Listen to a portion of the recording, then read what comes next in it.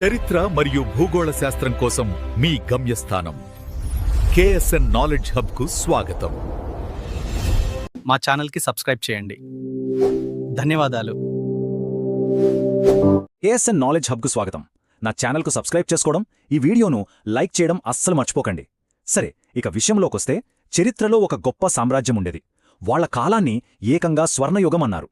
అదే గుప్త సామ్రాజ్యం. వాళ్ల దగ్గర ఒక సీక్రెట్ బ్లూ ప్రింట్ ఉండేదట. దానివల్లే వాళ్లు అంత గొప్ప స్థాయికి చేరుకున్నారు. స్వర్ణయుగం ఈ పదం వినగానే మనకు గుర్తొచ్చేది గుప్తుల కాలం. శాంతి, సంపద, అద్భుతమైన అభివృద్ధి అన్నింటికీ కేర్ ఆఫ్ అడ్రస్.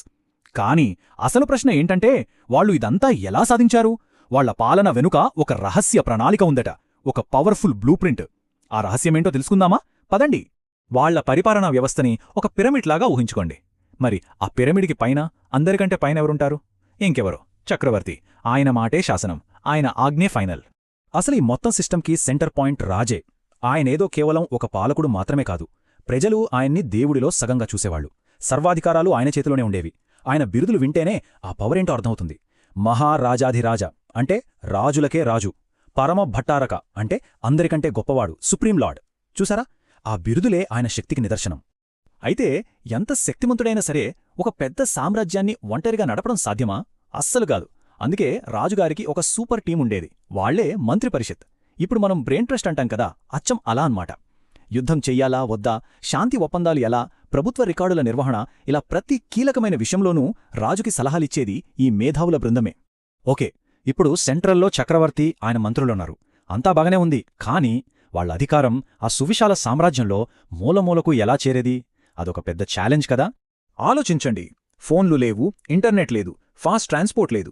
మరి అలాంటి టెక్నాలజీ ఏమీ లేని రోజుల్లో ఒక ఖండమంత పెద్ద సామ్రాజ్యాన్ని ఎలా నడిపించారు, ఎలా మేనేజ్ చేశారు?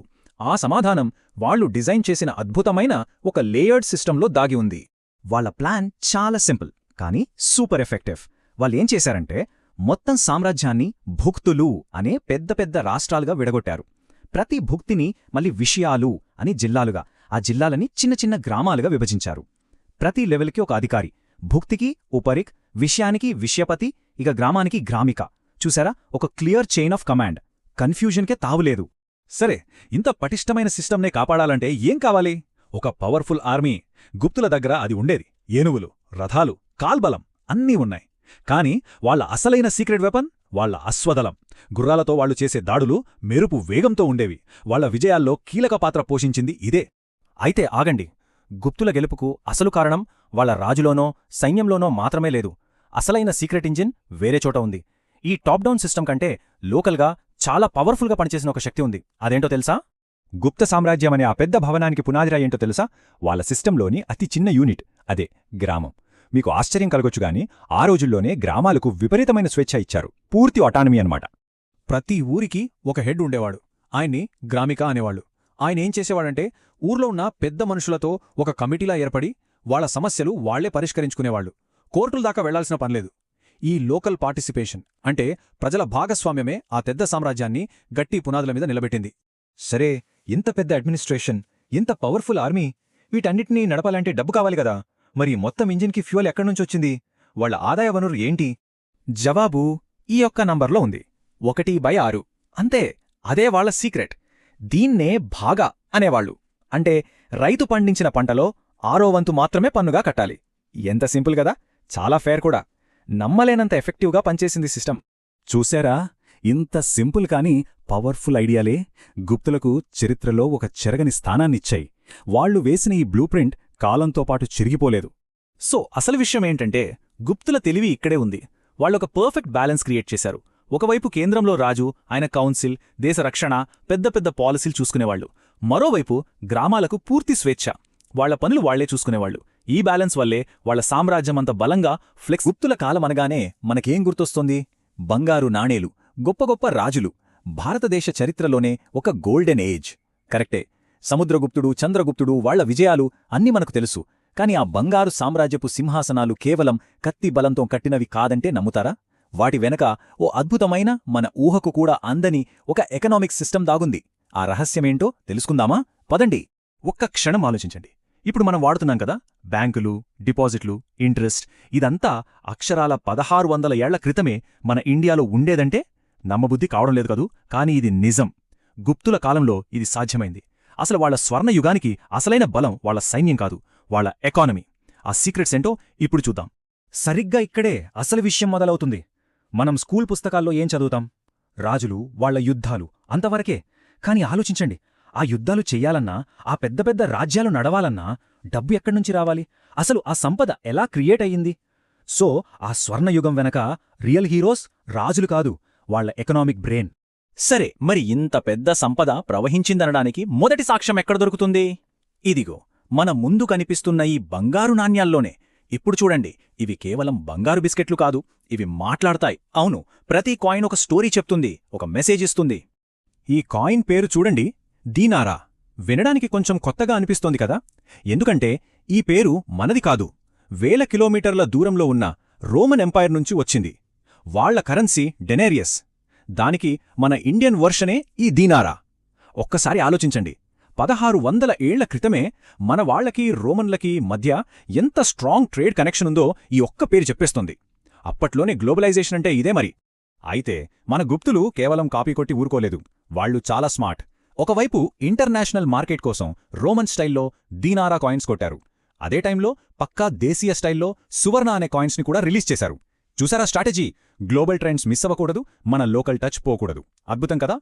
ఇక అసలు మ్యాటర్కి వస్తే, ఈ నాణేలు అంటే అప్పట్లో సోషల్ మీడియా పోస్టులన్మాట.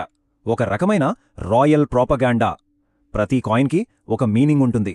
రాజు సింహాన్ని వేటాడుతున్నాడు అంటే మా రాజు సూపర్ పవర్ఫుల్ అని మెసేజ్. సముద్రగుప్తుడు వీణ వాయిస్తున్నాడు అంటే మా రాజు ఒక వారియరే కాదు, ఒక ఆర్టిస్టు కూడా అని చెప్పడం. సింపుల్గా చెప్పాలంటే వాళ్ల బ్రాండ్ ఇమేజ్ని బిల్డ్ చేయడానికి కాయిన్స్ని ఒక పవర్ఫుల్ టూల్లా వాడారన్నమాట. ఓకే, ఇంత బంగారం, ఇంత సంపద అంతా బావుంది. కానీ ఈ డబ్బంతా మేనేజ్ చేసేది ఎవరు? అంతా రాజుగారి ఖజానాలోనే పెడతారా? మరి సామాన్య ప్రజలు వాళ్ల డబ్బు ఎక్కడ దాచుకోవాలి? ఇక్కడే కథలోకి అసలైన సీక్రెట్ ఏజెంట్ ఎంటర్ అవుతాడు. అవే గిల్డ్స్.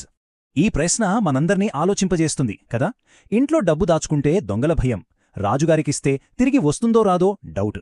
మరి అలాంటప్పుడు ప్రజలు గుడ్డిగా నమ్మిన ఇన్స్టిట్యూషన్ ఏంటి? ఆ ప్రశ్నకు సమాధానమే శ్రేణి. మనం వీటిని సింపుల్గా గిల్డ్స్ అంటే వర్తక సంఘాలు అనుకుంటాం, కానీ అది చాలా చిన్న పదం. నిజం చెప్పాలంటే ఇవే గుప్తుల ఎకానమీకి బ్యాక్బోన్. ఇవి జస్ట్ బిజినెస్ గ్రూప్స్ కాదు, ఇప్పుడున్న బ్యాంకులకు ఏమాత్రం తీసిపోని సూపర్ పవర్ఫుల్ ఆర్గనైజేషన్స్. ఇప్పుడు చూడండి, వీళ్ల పవర్స్ ఏంటో తెలిస్తే మైండ్ బ్లాక్ అవ్వాల్సిందే. వాళ్లు ఏం చేసేవారో తెలుసా? నెంబర్ 1, ప్రజల దగ్గర డిపాజిట్లు తీసుకునేవాళ్లు. నెంబర్ 2, ఆ డిపాజిట్లకు వడ్డీ కూడా కట్టేవాళ్లు.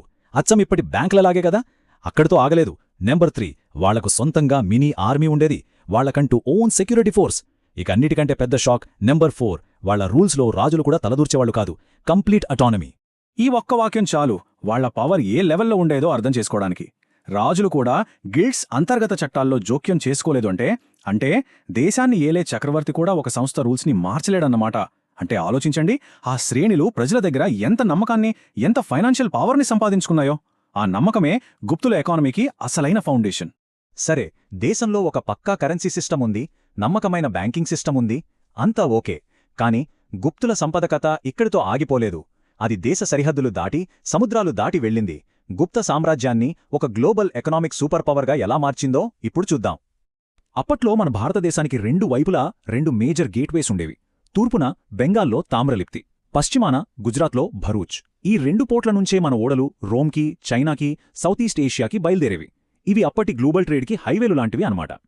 మరి మన షిప్పుల్లో ఏం తీసుకెళ్లేవాళ్లం? ఈ లిస్ట్ చూడండి. మనం ఎక్స్పోర్ట్ చేసేవి మామూలు సరుకులు కావు. ముత్యాలు, వజ్రాలు, ప్రపంచంలోనే బెస్ట్ క్వాలిటీ స్పైసెస్, ఇంకా ఖడ్గాలు చేయడానికి వాడే హై క్వాలిటీ స్టీల్. వీటి బదులుగా మనం ఇంపోర్ట్ చేసుకున్నదేంటి? చైనా నుంచి సిల్క్, ఆఫ్రికా నుంచి ఏనుగుదంతాలు. అంటే మనం ఒక luxury goods exporting super power అన్నమాట. సరే, ఇప్పటిదాకా మనం కాయిన్స్, బ్యాంక్స్, ఇంటర్నేషనల్ ట్రేడ్ ఇలా ఒక్కో పజిల్ ముక్కని చూశాం కదా. ఇప్పుడు వాటన్నిటినీ ఒకటిగా కలిపి చూద్దాం. అప్పుడు మనకు గుప్తుల స్వర్ణయుగం అనే ఒక అద్భుతమైన మెషిన్ వెనుక ఉన్న అసలైన ఇంజనీరింగ్ ఏంటో క్లియర్గా అర్థమవుతుంది. గుప్తుల స్వర్ణయుగం అనే బిల్డింగ్ ఈ 4 పిల్లర్స్ మీద నిలబడింది. 1, లోకల్, గ్లోబల్ అవసరాలను బ్యాలెన్స్ చేసే ఒక సోఫిస్టికేటెడ్ కరెన్సీ సిస్టమ్. 2, రాజుల కన్నా జనం ఎక్కువగా నమ్మిన శ్రేణి అనే బ్యాంకింగ్ వ్యవస్థ. 3, ప్రపంచాన్ని మన గుప్పిట్లోకి తెచ్చిన ట్రేడ్ నెట్వర్క్. ఇక 4ది, ప్రపంచంలో ఎక్కడా దొరకని బెస్ట్ క్వాలిటీ వస్తువులు తయారు చేసే మన ఆర్టిస్టులు, మన ఇండస్ట్రీస్. ఈ 4 కలిసే కాబట్టే అది స్వర్ణయుగం అయ్యింది. సో మనం అర్థం చేసుకోవాల్సిన ఫైనల్ పాయింట్ ఏంటంటే, గుప్తుల స్వర్ణయుగం అనేది ఏదో యాక్సిడెంటల్గా వచ్చింది కాదు. అది ఎవరో రాజు ఇచ్చిన గిఫ్ట్ కూడా కాదు.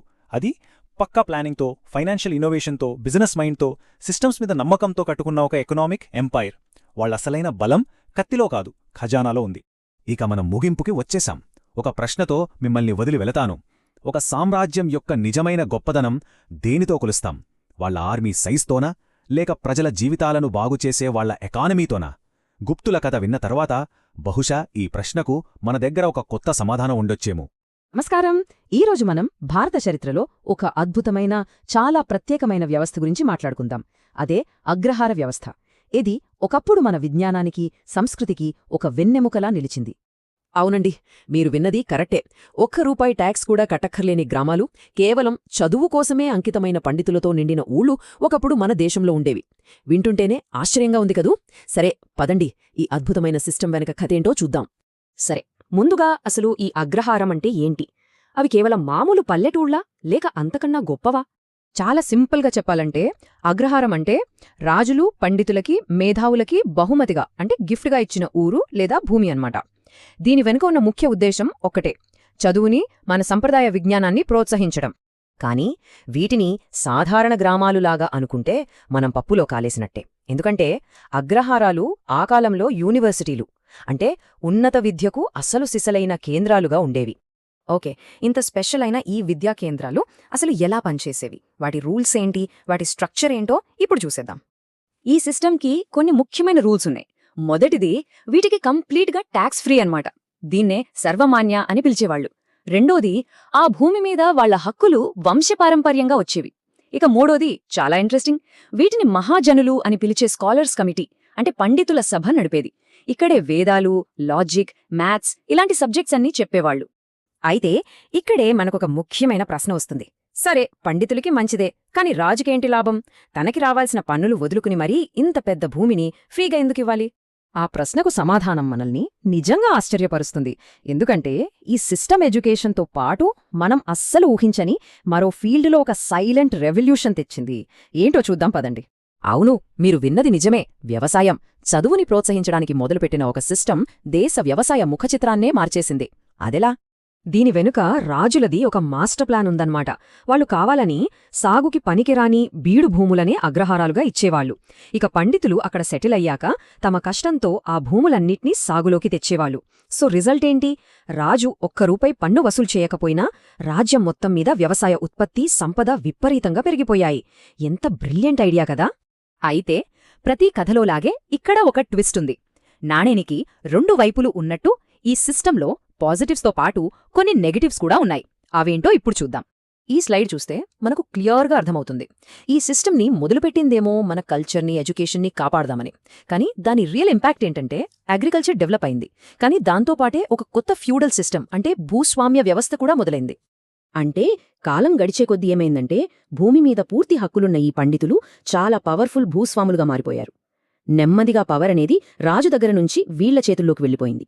ఇది సమాజంలో పవర్ బ్యాలెన్స్ని కంప్లీట్గా మార్చేసిందన్నమాట. ఇన్ని మంచి చెడులు ఉన్న అగ్రహార వ్యవస్థ మన చరిత్రలో ఒక ప్రత్యేక స్థానాన్ని సంపాదించుకుంది. దాని లెగసీ ఏంటో ఫైనల్గా చూసేద్దాం.